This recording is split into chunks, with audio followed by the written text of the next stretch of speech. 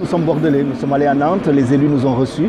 Nous sommes allés au Havre où nous avons été reçus par les élus, à La Rochelle aussi. À Bordeaux, on n'est pas reçus, on n'a même pas de réponse. Donc c'est vrai que c'est une ville qui a un peu de difficulté à aborder cette question, à lui faire sa place. Le musée d'art contemporain de Bordeaux porte le nom de Lenné. Joachim Lenné a été député et ministre de l'Intérieur en France au XVIIIe siècle. C'est quelqu'un qui n'était pas négrier, c'est-à-dire qu'il n'a pas fait la traite des Noirs. Par contre, c'était un esclavagiste. Donc nous allons aller à la rencontre du directeur de la direction du musée pour leur dire ce serait une bonne chose qu'on ait un panneau aussi dans ce musée qui dise que ça porte le nom de quelqu'un qui a participé à ce commerce et à cette exploitation du XVIIIe siècle.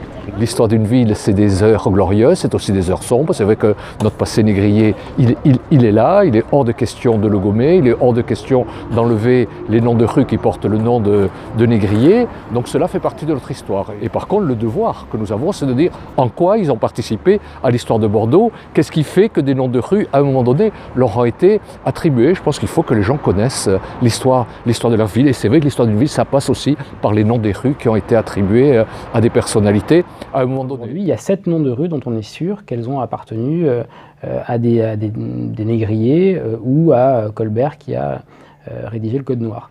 La place Lenné, très clairement, concerne un député, ancien ministre de l'Intérieur, qui n'a pas pratiqué la traite, selon les archives municipales.